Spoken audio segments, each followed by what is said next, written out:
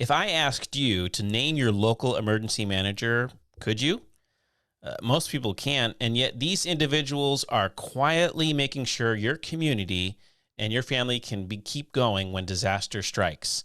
And this August is the very first National Emergency Management Awareness Month, and it's a chance for you to change that. Today, we're going to pull back the curtain on what emergency management actually is and why it matters to everyone and how you can connect with the people doing this important work where you live. And joining us today is Arthur Simental, the founder of EM Disaster Gaming. Stay tuned. You're listening to DisasterClass Podcast by Instinct Ready Emergency Management. Hello, everyone, and welcome back to DisasterClass. I'm Jason Perez. Good afternoon, everybody. I'm Jason Martin, affectionately known here as Pappy. And Pappy, you know what the bell means. I do. Classes in session. Let's get started. So this August is Emergency Management Awareness Month. And we talk about emergency management all the time here on DisasterClass, but most people don't know what emergency management is, what its function is, and why it's important for our communities.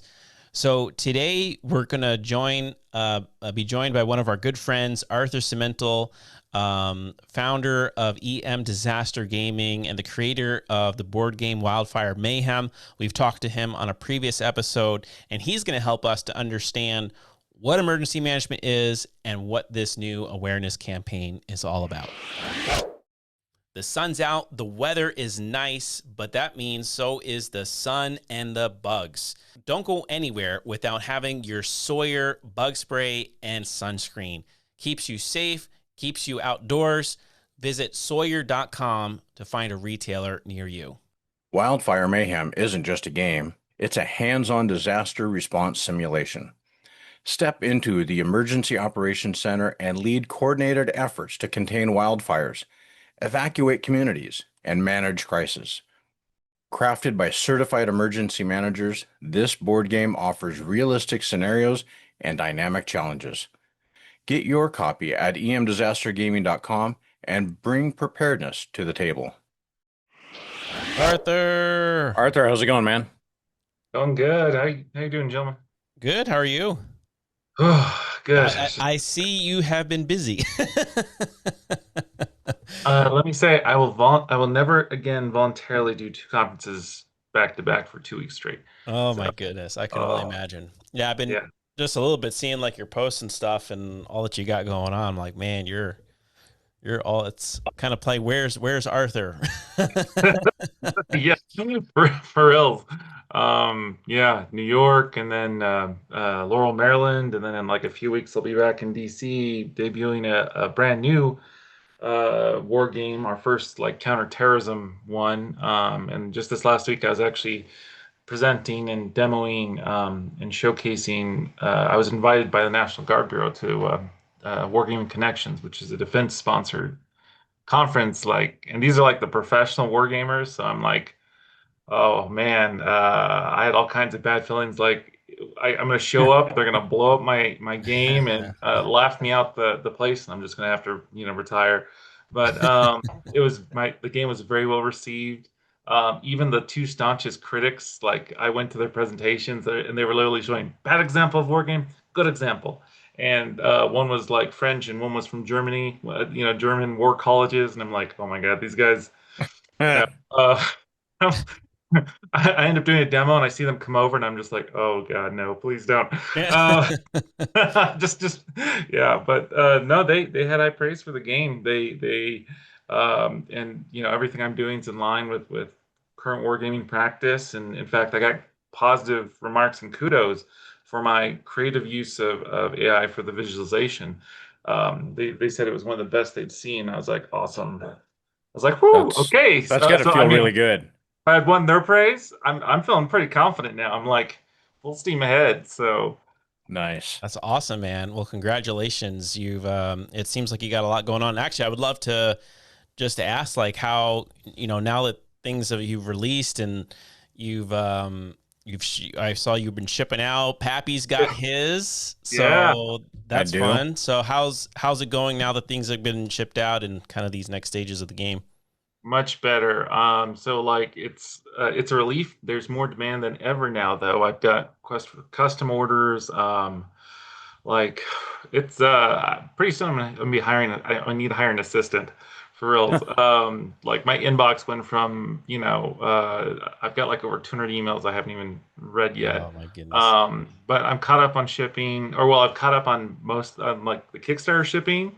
And I've still got like a backlog. I have 88 orders I haven't even that I've gotten in that I still need to ship out. So it's just like constant. So it's overall it's great. It's doing well.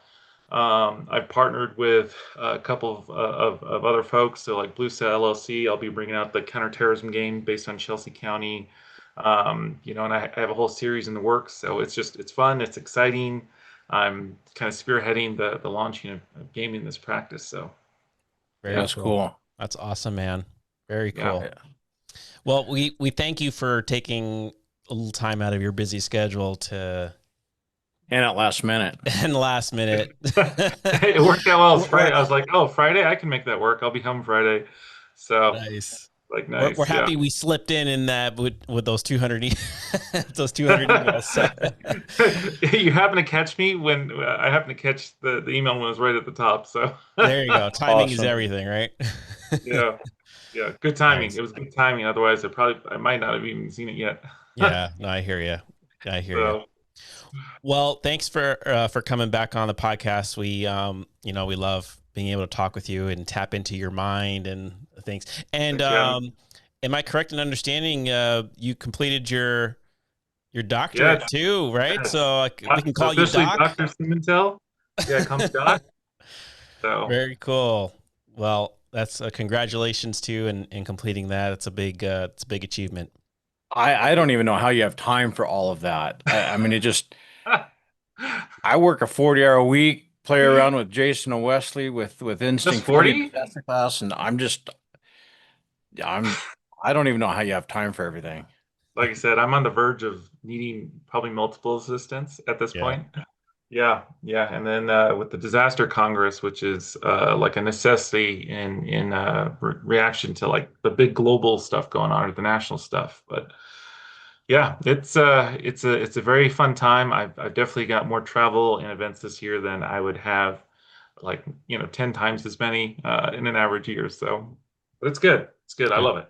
I love Very it. nice. Making a difference. Good. So maybe we could just get right into it. August 2025 marks the first ever National Emergency Management Awareness Month.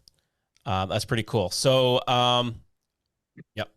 Or you say first ever. Let me just say that back in the day, Oh, yes, yes, yes, yes. National Civil Defense. Yeah.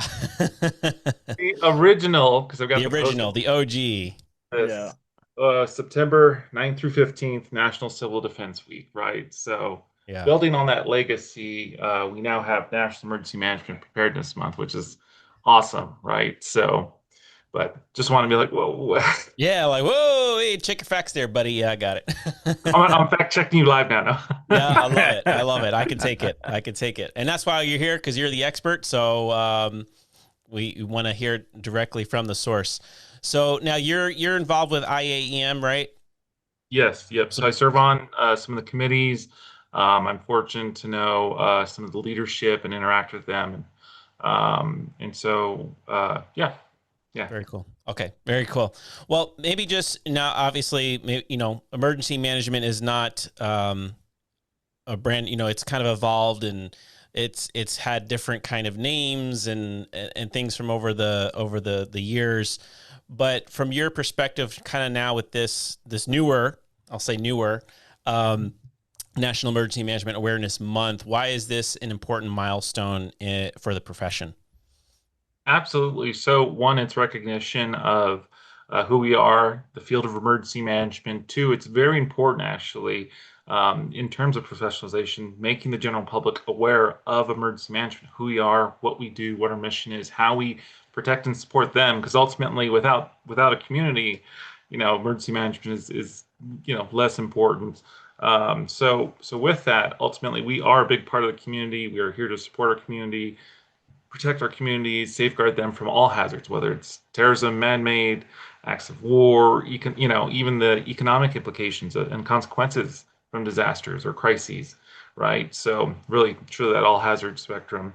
But it's extremely important. One, it provides not just an opportunity to educate the public, but our elected and appointed officials, our leaders, who are ultimately responsible for emergency management. I like to really emphasize that emergency managers are not solely responsible for emergency management.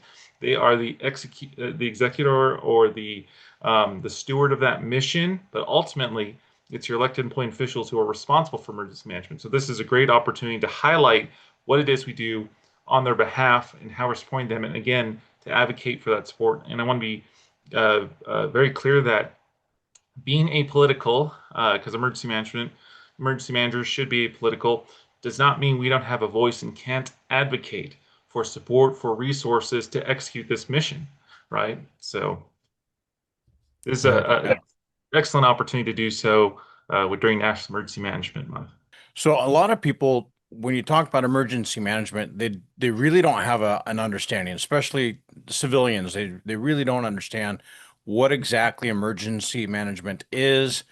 So as plain as you can explain it, what is emergency management?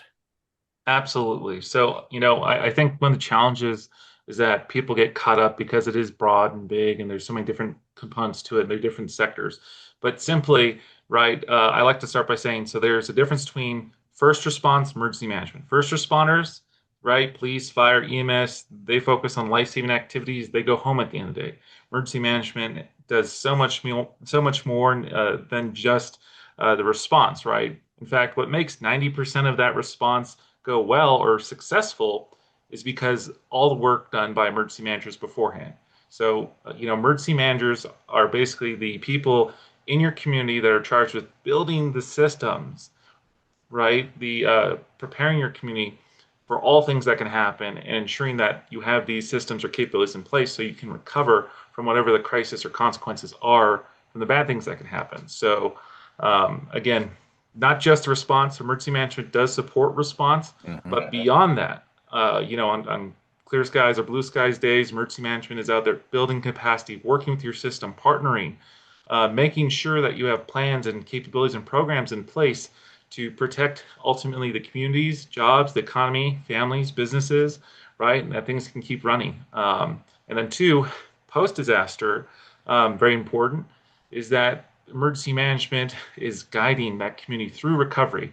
And the decisions made here are ones that have lasting consequences and economic impacts for decades or generations to come. In fact, for really significant incidents or major disasters, poor recovery has led to, there are cases where some communities have never come back. So it's an extremely important role that emergency management plays on behalf of the elected officials. So just like every community has police or fire, EMS, there's always been a function or need for someone to coordinate whole community disaster response or major disaster coordination efforts, right? And that's what emergency management is, right? So that executive function of government that coordinates the whole community, not just one aspect, not just response or police or fire, public health, whatever it is, but everyone, truly everyone together.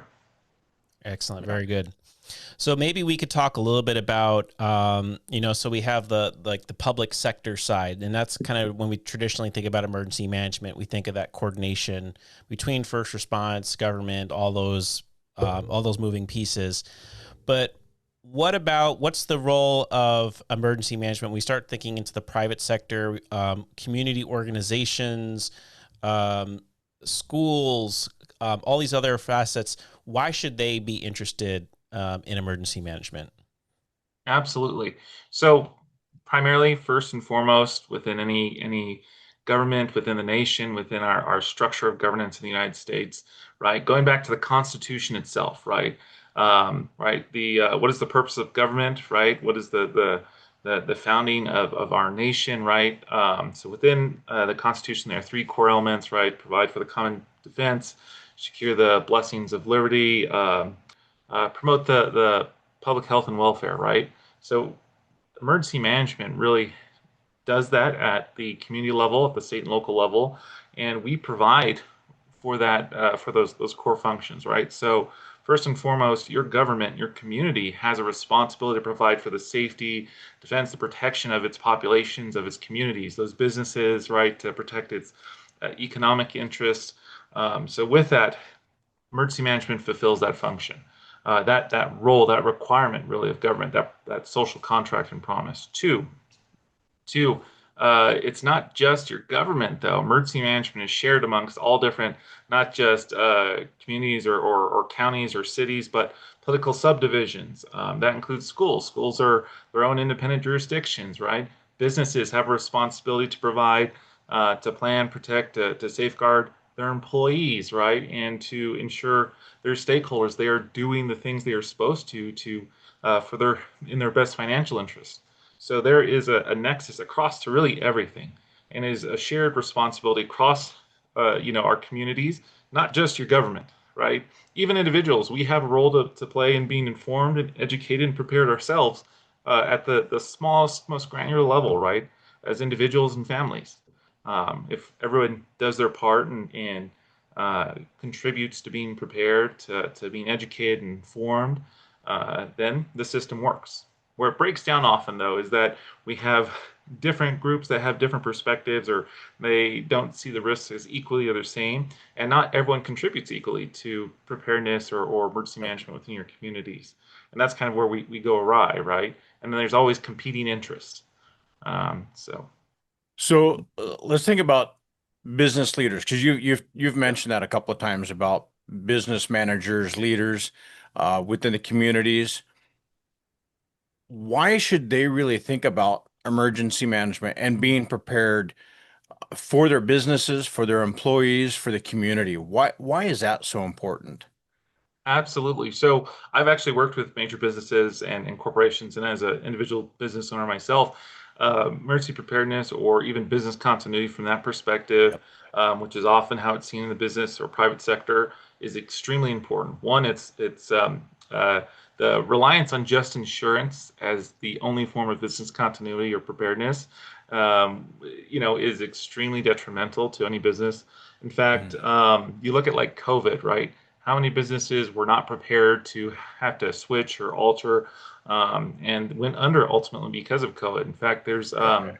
this famous there writer on businesses adapting to disruption. The gentleman's name's Peter Sang. He's written The Fifth Discipline, right? And within that, there's a quote that I love to call out. And he says there are two types of businesses, right? Those who adapt to disruption, thrive and survive, and those who don't. Those who don't go out of business, Don't. Right. Yep. right? So within that, there is a necessity. Just like with any other market or competition, businesses are always constantly adapting. But in the case of disasters or bad things, they equally need to be doing this as well. It's critical not just because they're required to, right?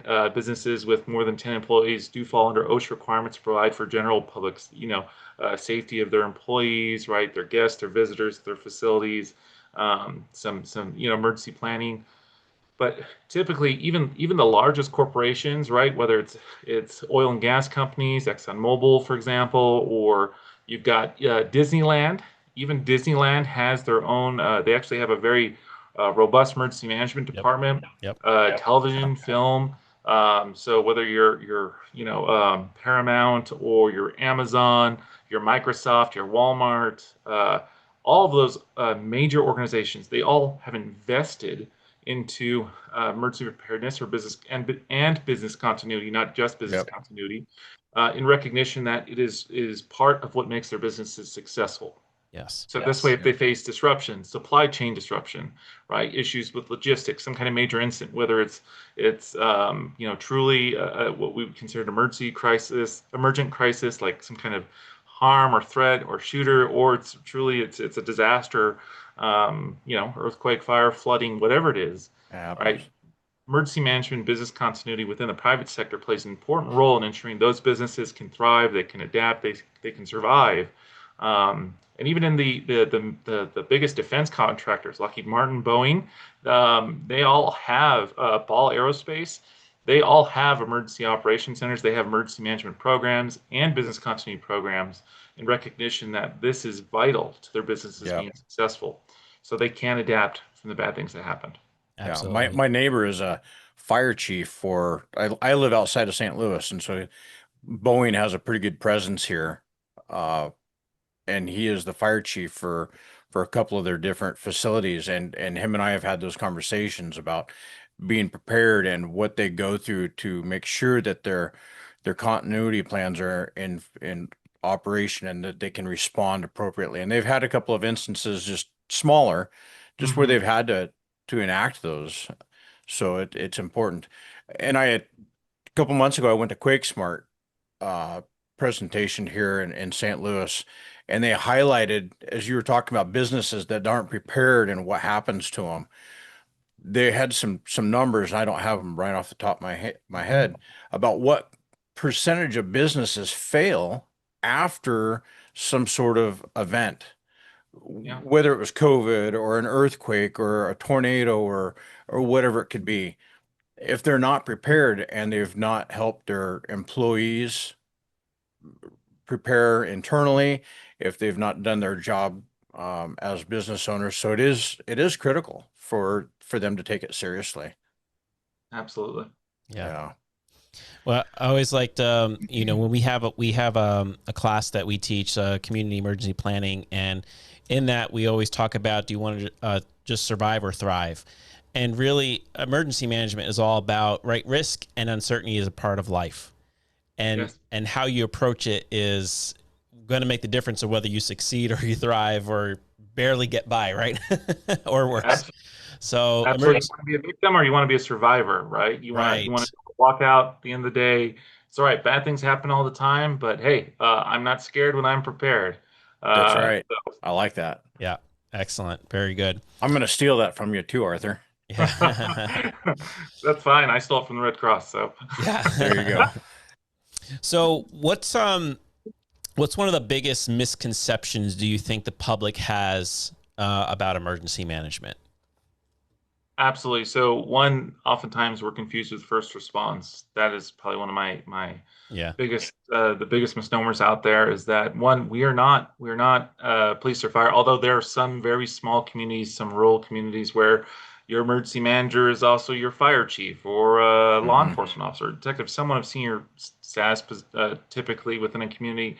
And this being emergency management director, emergency manager is their second, third, even fourth job. And that's really unfortunate that they don't have capacity to have someone do that full time. But there are cases where emergency management is also very operationally focused because they're wearing multiple hats. Just kind of the unfortunate fiscal environment a lot of communities are in. However, there are big pushes to separate this because emergency management really requires a dedicated person who Right. has the expertise, who can build partnerships and build the system more so than someone who's wearing multiple hats. Because then you start to have Yeah. these challenges that we continue to see over and over, but we expect different results, right? Which is the definition of Mission of insanity. insanity. So, right? Yep. Yeah, Exactly. Yeah, yeah. So because that's definitely one of the biggest, challenges we have. yeah, because you don't want that jack of all trades, master of none kind of when you have someone who's doing multiple roles. So it is having a dedicated person is a Right. big part of it. Yeah. Absolutely. It's like, so are you here for the fire? Are you here to deliver pizzas? Are you Yeah. here for the children's birthday party? I don't know because you do so many jobs, so it's hard to tell. What are you here for? Yeah. So, Right. and that's a real thing. I know emergency manager. I've heard stories of emergency managers who are like part-time air traffic controllers. I'm like, wow, they work EM when they're on their lunches or something. Like, really? How do you have time to, Yeah. prepare communities? And then you wonder why we have such, you know, negative consequences when something does happen. Yeah. Um, Beyond that, so that's definitely like the biggest one. Even like with the Federal Review Council, there is this constant talk about response, response, response. I'm like, first responders know what they're doing. They have systems in place. I'm not worried about first response. I'm worried about everyone else, right? Mhm. Right. So all the other emergency functions, those are the people who need the help, right? They don't have the systems. They don't Hmm. traditionally have the capabilities. They don't have the partnerships of support.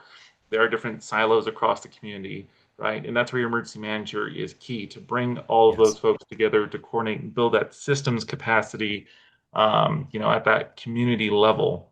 So now outside of that, I would also say that um, another big challenge is that people often just see us as planners or the folks that are stuck doing continuity, right? Continuity is important, but it's a piece of emergency management, Right. just like planning. Planning is I mean, the famous saying from Eisenhower: um, plans are worthless. Plan is everything, right? So within that, it's the recognition that we can write plans all day, but if they don't have our community's involvement, if it's Hmm. really what we learn through that planning process, right, about each other, that is the most fundamental part of again, all about bringing your community together to talk through issues and not just throw stuff on the paper and say, if something bad happens, we'll do this. And then when something does bad happen, trying to read through or flip through plans we wrote because no one knows them is worthless. Right. So, Yeah. So yeah. maybe we could just hit on that a little bit. Because response is such the focus, and that's what everyone thinks about. Maybe you could talk just a little bit about the emergency management cycle and all the other aspects to emergency management that's really are vital, besides, because response is like, okay, that's what we get to if the thing happens. Yep. But when the thing is not happening and just it's a blue sky day, all the other things that emergency managers are working on, maybe we can kind of discuss that a little bit. Emergency management, we traditionally look at the disaster life cycle in phases. So protection, prevention, mitigation, preparedness, response, recovery. We spend the most time looking at response, but the majority of work is everywhere else besides response. Right. Response is that 10%, that smallest portion of it, but we focus the most on it. And really, we want to look past that, right? Because Right. that's Yep. fatal to look at that. Everything we do in preparation for, we understand there are bad things that can happen, trying to mitigate those. That actually moves the needle more than anything, right? Preparing our communities, the community education, right? Trying to protect those that are most vulnerable, making real changes across the system in our community, focused on, protection, prevention, mitigation, preparedness, and then preparing for what are we going to do after the bad things happen. Preparing for recovery. That is the real magic, right? Mhm. So, and that's something that is not typically done. So your first response agencies on a day-to-day, they're handling small scale, fires, crime, right? Public health emergencies, all kinds of stuff. That happens every day. But emergency management is the only group that works across the entire community, Mhm. and those efforts to develop plans, to train, to exercise, to coordinate, to bring in new partners, new stakeholders, to put in mitigation measures. That is really what makes response so successful. Because if we don't do those things, Right. then we see that play out in the response phase.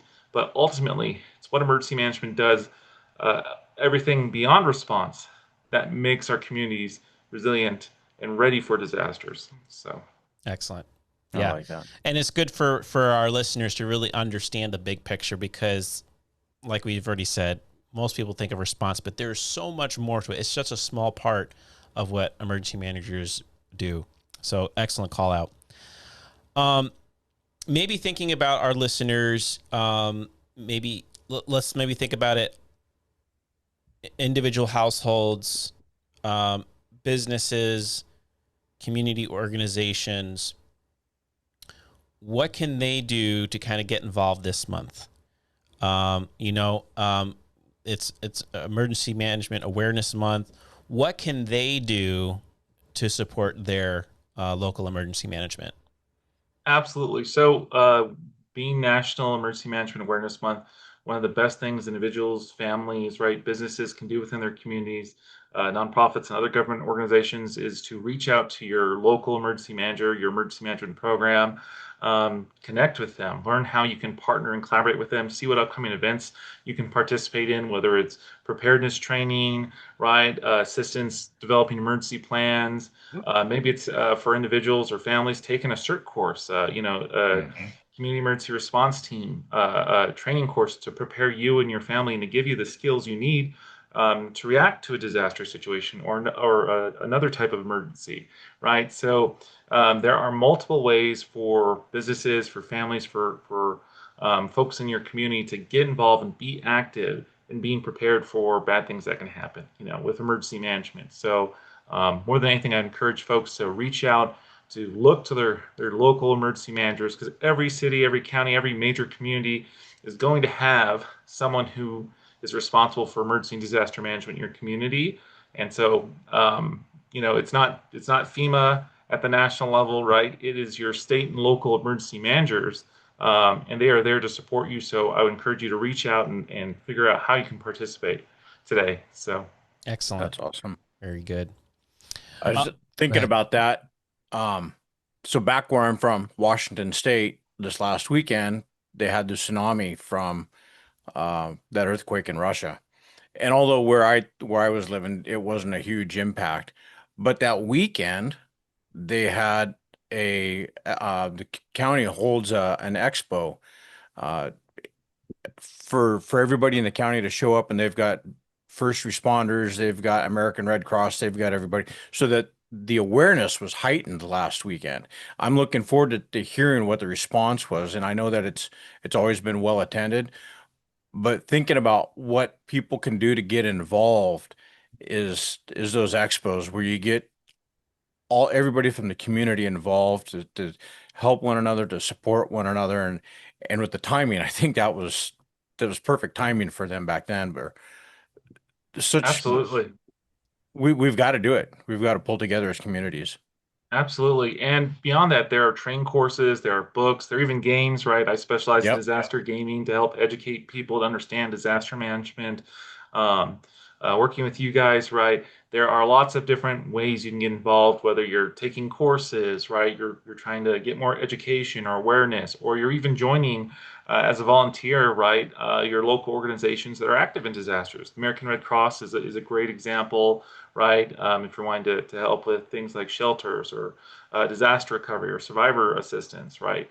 And there are lots of groups, right, that are available in the community that all participate in different Mhm. roles during major disasters or emergencies. So really, I like to say there's a place for everyone. You just need to do a little research, a little homework to figure out where do you fit in best in your community and how can you participate and get involved. So Yeah. Excellent.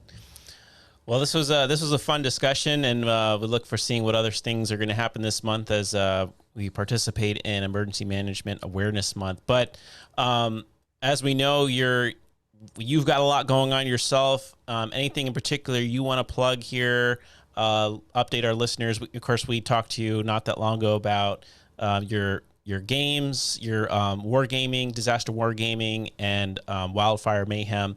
So, but anything else you want to plug here to update our listeners?